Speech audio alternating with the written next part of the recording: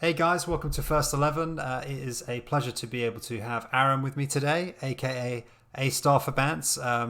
We're a really big fan of your YouTube channel, so it's awesome to have you, working with us here at First 11 and joining me today. Hey, thanks for having me. Yeah, happy to be here.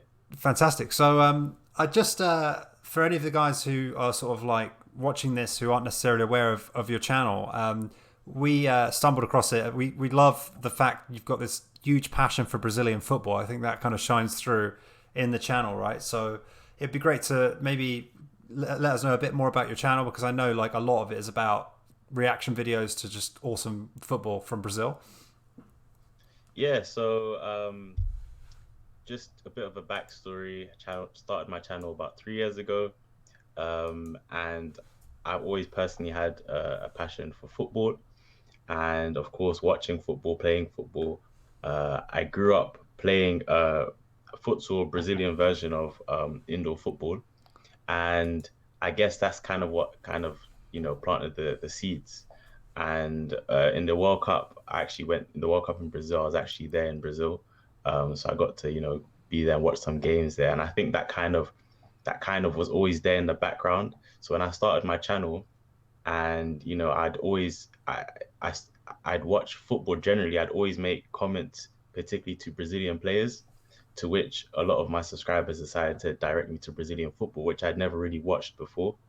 And once I started watching that and their alternative style of play and their signature moves and play styles and things like that, I think that kind of just, started the journey to what I am now and what my channel is now, A Star for Bants, a channel dedicated to Brazilian football and reactions, post-match analysis, and just kind of a mixture of highlights and post-com of some really cool Brazilian football action.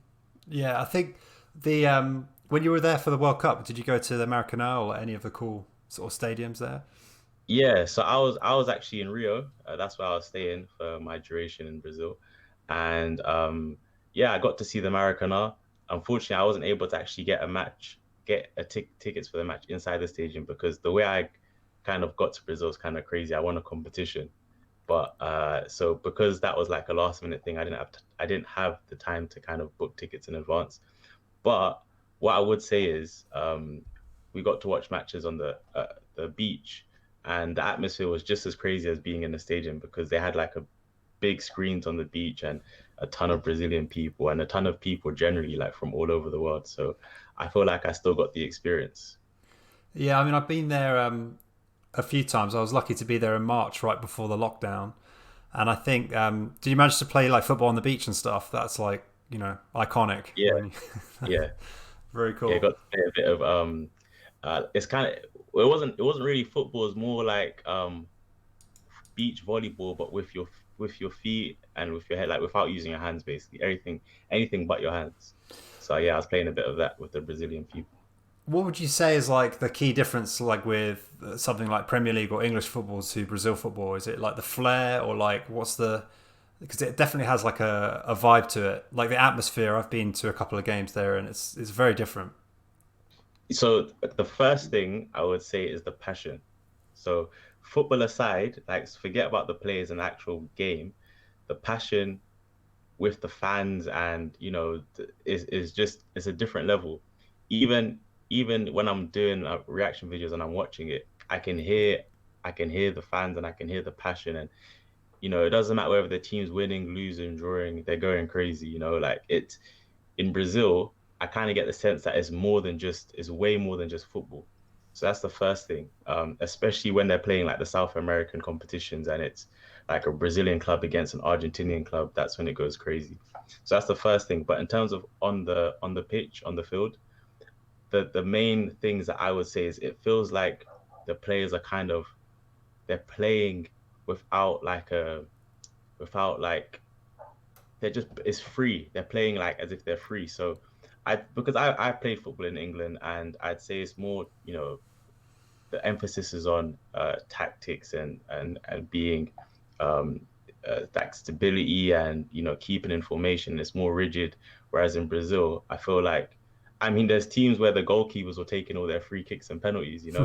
So Yeah, like they shoot. I always say in my videos, it's an ongoing trend. They shoot from anywhere. It doesn't matter. Like halfway line shots is a normal thing in Brazil. 50 yard, 40 yard shots is normal in Brazil.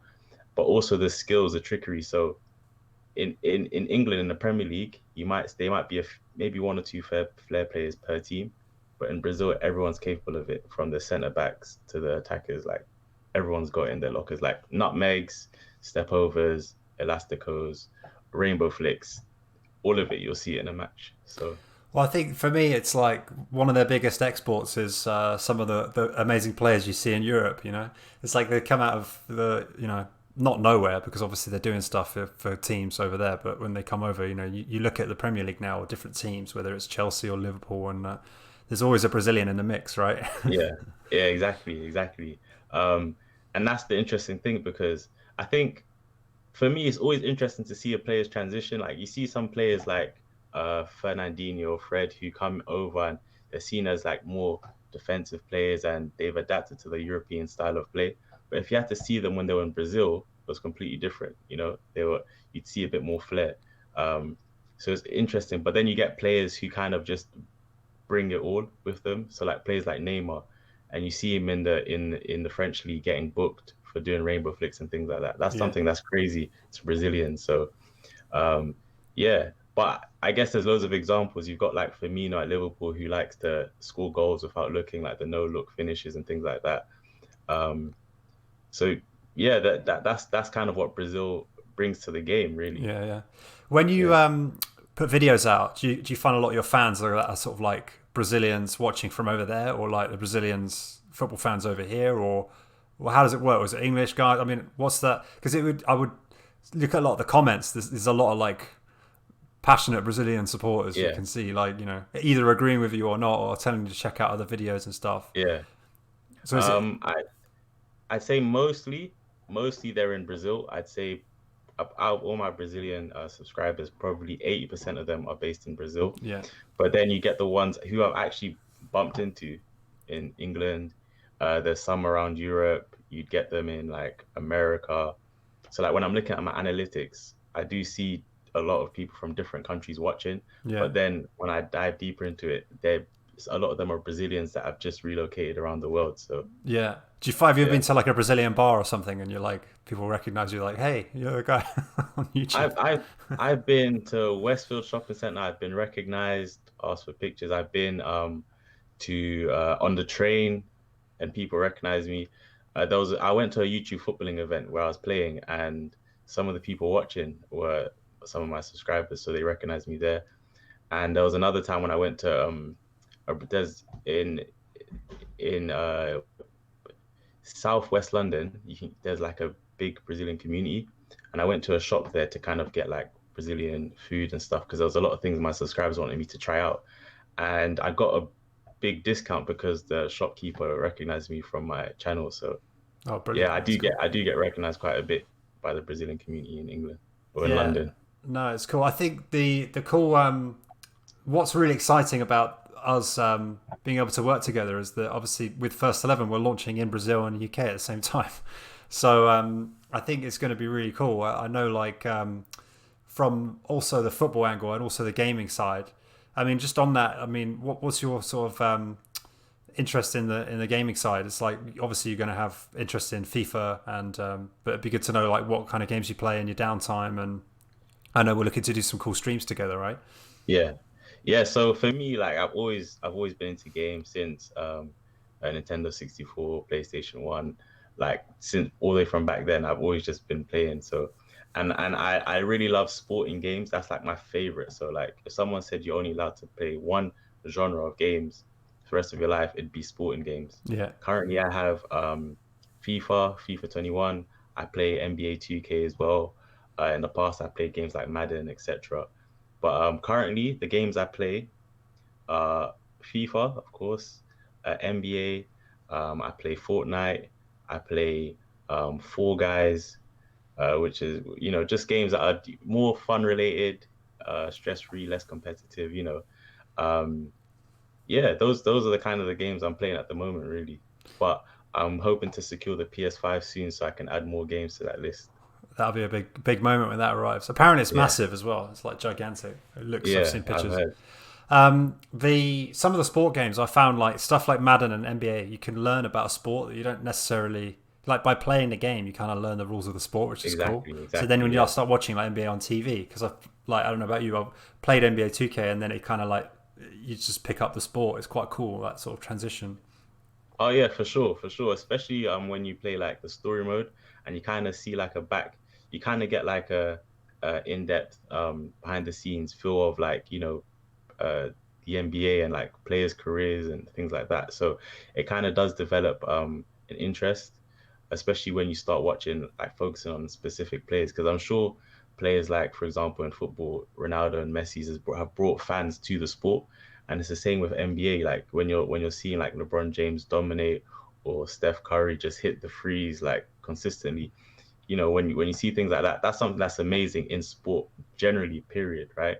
So it does make you want to kind of look for more. It's just a shame that it's hard to kind of watch those kind of things in England, but there's ways, I guess. So I always thought mostly basketball highlights that is I watch. like basketball is a really fun sport to play, but there's never many courts, like around to play. But you only need like a Yeah, couple of mates, and it's such an easy thing to pick up. It's like really cool. yeah, I was going to say that people who are watching this, if you look around the site, obviously, Aram, you've been working with us on some really interesting articles, like tips with NBA 2K, like FIFA, and then other games like you mentioned Fortnite and Fall Guys. Like, would you say like out of the two of them, what's like your best game, non-sporting game that you've played this year that you're like really enjoying? Oh, well, for me, I'd probably say Fall Guys, mostly because that came out this year, Yeah, and the way it kind of just hit the ground running was like insane to me because on the face of it, it seemed like a very like silly game, right? But when you play it, it's actually quite fun, and it's actually does have an element of difficulty, and it yeah, is yeah, quite challenging. And it reminded me of like when I used to watch things like Takeshi's Castle or Total Wipeout on yeah, yeah. TV. It's like a game show, isn't it? It's like Exactly, exactly, yeah. And you can play with friends, so yeah, I've definitely enjoyed playing that yeah. this year. Oh, brilliant, cool. I know, like some of the things we're looking to do is, with reaction videos and stuff like that. I know because we're going to be running some cool challenges and tournaments, and we're really looking forward to like creating a showreel of all the best people that are scoring goals at FIFA and stuff like that. So that's going to be cool. With that in mind, like has FIFA always been your like go-to football game, or were you more like a PES? Because in your one of our articles, like Aaron's done a background of all the games that you inspired with football games. And Yeah. quite a lot of PES. For me, it was PES, definitely. Like when I was playing football games. But what would you Oh say yeah. is like have you got a preference, or has it changed over the years? Or So originally, I started off playing FIFA like when I first started playing games, but this is when I was really really young, and then PES took over. yeah, So I think was it PES 3 with the referee yeah, yeah, with the bald head on the cover. That was the first one I remember purchasing because prior to that, I'd usually like rent games rather than buy them, football games. But this was the first one I purchased, and after that, the customizable element and I just loved it, and the gameplay it was really cool for me. So that was my go-to game, especially PES 6 with Adriano Ibrahimovic. Inter Milan was my Inter Milan, AC Milan. That derby was the ones that me and my friends would always play, um, with Adriano's left foot. So yeah, PES was definitely my go-to. And then I can't remember which year it was where FIFA kind of took over, but I think it was a thing for me where I just kind of got frustrated with um, the fact that PES wasn't licensing like all the teams, and yeah. It's all rather like than being weird yeah, names and that. Yeah, exactly. So like Manchester United will be like Man Red, or Liverpool will be Merseyside Red, and the things like that. Whereas FIFA just had everything. So that was one selling point, and also I think FIFA kind of hit the ground running better with the online element, the multiplayer online element. So that year I decided to buy both, but then I enjoyed FIFA more, and then since then, FIFA kind of took over. yeah, Haven't looked back since. yeah. I mean, FIFA Ultimate Team is something that I try and wrap my head around. It's just like it's like much more complex as a game now, just more modes and stuff. And so like within the different modes, because I know there's Volta, there's pro teams, I mean, what's your kind of go-to? Do you just tend to focus on like FIFA Ultimate Team and trying to do that competitively, or I mean, how's your online experience of that FIFA sort of community at the moment? So my two go-to modes are Ultimate Team and pro clubs. Yeah. So with Ultimate Team, when I'm playing by myself or I'm online by myself, or on the weekend when there's weekend league, that would be the game I'm playing. Trying to get the Ultimate Team, right? Like the name of the mode. But pro clubs is the fun for me so far in recent years. It's the funnest mode because you get to play with friends. You control one player in a team, and you kind of try and make your way to Division One and win the title. Really, that's the goal. So that's that. I think that's the mode with the most potential. But EA, I think Ultimate Team is their money maker. So that's the game that they like to focus on, and it is a good mode. But Volta, I think Volta, if EA play their cards right, Volta could I think take over because there's a lot of potential with that, especially back in the day. I'm sure you remember FIFA Street. Playing FIFA Street, like that was like the game that kind of just like put all the other football games, for me anyways, put all the other football games like back, because this was like when it came to fun, FIFA Street was like the pinnacle. Yeah.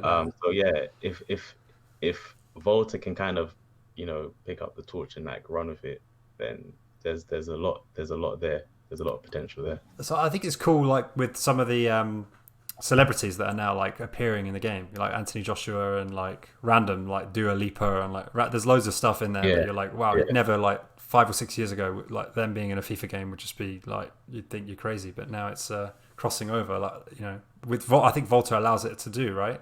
It's pretty cool. Exactly. Yeah. Especially like recently they announced like things like having like football players, like they announced David Beckham recently, like that was something that we expected. But having people like Anthony Joshua, like cool. you mentioned, Dua Lipa and things like that, that's insane. And you can have them on your team and you can play with them, and it's really cool, especially if you're like a fan of the person. Then it brings a new element to the game for sure. So like Brazilian football wise, have you got any like favorite players that you would, if you could play against a couple of players at FIFA, what would be your ultimate, like, if you could play against them, or like 2v2 with them on your side? If I had to, I don't know if this person can play, like I'm not sure if they're good or not at FIFA, but if I had to pick one person that I just want to play like something with, would be Ronaldinho, because that for me, that was the guy that kind of set the standard in terms of expressing yourself in football for my generation. But currently, in terms of gamers that I know play, Neymar, I know Neymar started streaming recently as well. So if he was playing FIFA, then I definitely want to give him a game, or like pair up with him or something. I think like there's more and more athletes gaming, right? And obviously the cool thing with us is we're going to be bringing some very cool athletes to First 11 and working together to create some cool challenges. But the theme we're getting is when we speak to athletes is that they're actually pretty good at FIFA, because they spend a lot of their downtime. If they're not on the pitch training, they're like kicking it with a PS4 or whatever, and they're playing. So that I think maybe it's like a rite of passage. If you're like a young football player coming through, you've got to be half decent at FIFA. Yeah, actually, I think they play a lot more than we know, because I've actually come up against some athletes playing Ultimate Team, some footballers actually, and they were quite good, because EA give them a special card, so it's basically them, but the 99 version of them where all the stats are boosted, and only they can have that card. So that's how I know that I played against them, because you can see their team before you start the match. So yeah, definitely. I know there's a lot of athletes. They even like, sometimes on their social media, they're bragging with each other about who's the best FIFA player at the club and stuff like that. So I'm sure they do get quite competitive with it. Yeah, absolutely. Very cool. And so kind of one of the things I want to ask you about is, obviously you've got a really good following on YouTube, and I mean, a couple of your videos you get like really good. I think one of your videos got to 1 million views and stuff like that. So yeah, what do you think is like the secret of how you managed to get started? Because I think a lot of people watching this kind of aspire now. They're like, oh, I'd love to build a channel. I'd love to try and like get to that build a little community around my sort of whatever you're doing. But I mean, Yeah. how did you sort of get the success like as a sort of creator? Because that'd be really interesting to hear what you think. Uh, so the two main things I always mention when I ask, but I do get a lot of questions. The two main things I always mention is consistency and authenticity. So Mm. consistency in terms of um, like create a schedule and upload. So whether that's a certain day a week or a certain time a day. So if you're uploading daily and you decide you're gonna upload at 5 p.m. every single day, or if you're uploading weekly and you decide you're gonna upload Monday every single week, just something so that your subscribers or your potential subscribers know when they can catch you. Hmm. And it kind of creates a pattern not only for you to make it easier for you to create content, but for others to kind of watch you and look forward to watching you. So that's probably the main thing in terms of growing. But in terms of growing a like an authentic fan base, that would be just be yourself and focus on things that you actually enjoy, because if you enjoy it, it'll come across well on camera, Yeah, for sure. and you'll find like-minded people subscribing to you, you know?